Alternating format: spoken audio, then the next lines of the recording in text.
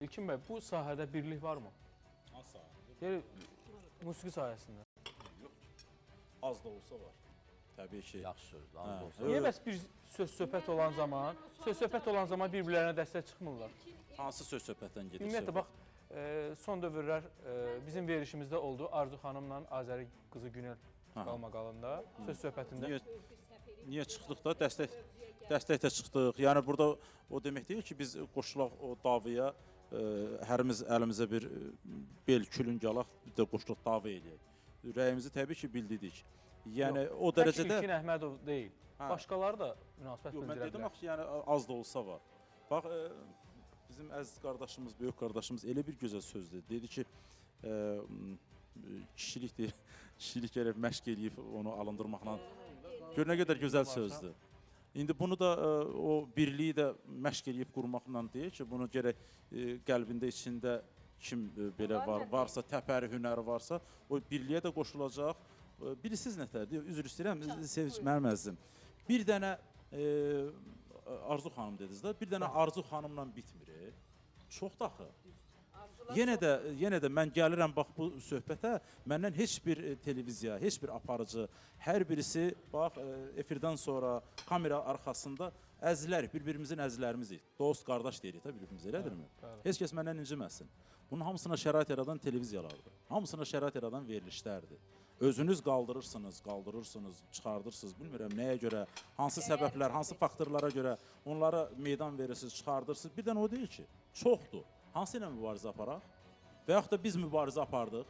Tutaq ki, mən pedaqoq kimi fəaliyyət göstərirəm. Bir məqamda biz deyim. Mən opera və balet teatrının solistiyəm. Mənim əlimdə şükürlər olsun ki, səlahiyyət var. Deyə də bilirəm, danışa da bilirəm. Yeri gələndə kəskin də danışa bilirəm. Amma hansı ilə, hansı biri ilə? Biz buradan deyək, danışaq. Onlar oradan çıxarsınlar, efirə reklam eləsinlər. Biz bir sosial şəbəkə, mən həmişə demişəm ki, sosial şəbəkə, YouTube-dur, nə bilim, Instagram-dur, TikTok-dur, bu heç vaxt televiziya deyil, veriliş deyil. Mümkün deyil. Mənlə razılaşırsınızmı? Bəli, razıyam. O sosial şəbəkədə onlar reklamın eləsinlər. Amma televiziyaya çıxanda tamaşasını çaşbaş salırsınız ki, bu artıq televiziyada çıxdı və bunlara meydan verildi, bunlara hörmət göstərildi. Deməli, elə bunlar əsl ifaçılardır, bunların söz demək haqqı da var. Baxın, bir məqamda deyil, bax, siz dediniz, bir məqamda mən deyim. Hər kəsin fərqli bir janrı var. Hər kəs muğam oxuyacaq deyil. Muğamdan getmir ki. Baxın, söhbət oradan başlayır. Sonra kimi dinləyim Sevinç xanım. Dinləyən sonra mən də mənə söz... Söhbət oradan başlayır ki, Azəri Güney verilişlərin birində Arzu xanımın ifasına lağ kimi yanaşıb. Əgər Azəri Güney, söhbət buradan, növbət dəfə Arzu xanım bizim verilişimizə qonaq olanda Güneylə cavab dedi və bu mövzu da buradan başladı. Yəni, Günel istəmir. Yox, indi siz... Günel dostunuzdur, mən Günel'ə xətrim istəyirəm. Sizdən bir şey Günel'lə Arzu xanım müqayisə olunan ifaçılar deyil. Müqayisə olunan ifaçılar deyil. Mən onu demək istəyirəm ki, müqayisə edirsiniz. Bəli, yox, mən müqayisə eləmirəm. Bəs nəyə demək istəyirsiniz indi? Nəyə bilmək istəyirəm?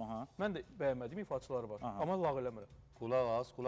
Mən inanmıram ki, Günel xanım işin gücünü buraxsın, lağ eləsin. Mən ona inanmıram. Görüntülər var, o görüntüləri az sonra təqdim edəcəm. İcazə ver bir söz deyim də, mən ona cavab verim də, mən verim.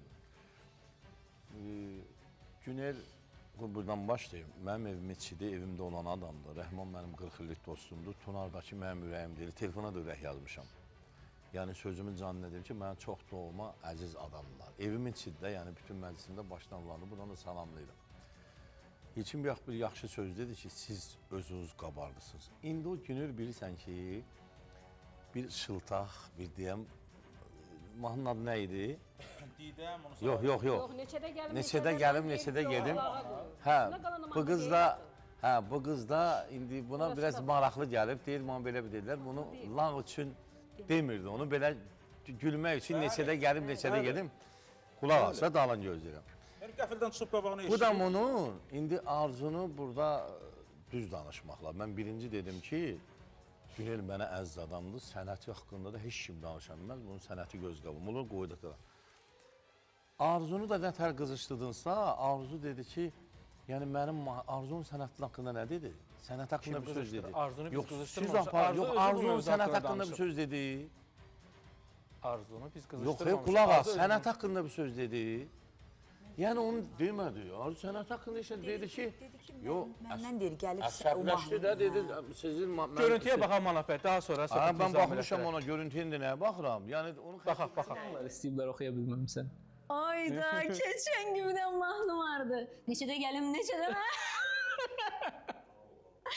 Yox, neçədə gəlim, neçədə mən? Dedim doğrudan belə bir mahnı var. Və elə bir şeydir ki, dilinə dolaşır. Səhərə qədər mən onu yuxuda da oxuyuram. Sonra belə elədim, yat da. Neçədə yatım, neçədə mən. Neçədə yatım, neçədə yatım. Yo, hatırlaya bilmədim. Bəli, söhbət buradan başlayır. Bu Güneldir də. Bəli. Bu Güneldir. Yəni şıltaq, belə deyib o sözləri, Türkiyədə böyümüş adamdır, biraz fərqli adamdır da. Yəni məsələn, onu mühadisə dərdim ki, nə var ki, orada biz də oxuyuruq onu. Güneldir, indi onu deyə, gülə-gülə, yəni onu, heç o da onu ələ salmır. Ona görə də... Çox üzr istəyirəm. Bax, Yalçın əzizim, qəfildən, hələ o mahnı haqqında eşitməmsən, qəfildən sənə mən desəm ki, Yalçın, bax, belə bir mahnı oxuyacam, neçədə gəlim, neçədə mən, gülməyəsən, gülmək tutmayacaq səni. Kişi kimi düzündür. Kişi kimi düzündür. Fərqli yanaşma var da, baxın. Röya xanım... Yox, ağlayacaqsan. Yox, gülməyi tutmayacaq. fərqli yanaşma var da. Mən televiziya qarşısında... Gülüb, burada nə var ki? Mənim haqqım deyil. Televiziya qarşısında hər hansı bir ifaçaya gülüm. Hər kəsin bir janrı var, hər kəsin bir yolu var. Qardaş, O qədər söhbətlər olub ki... Elə danışırsınız ki, efirlərin heç birində gülmək olmur.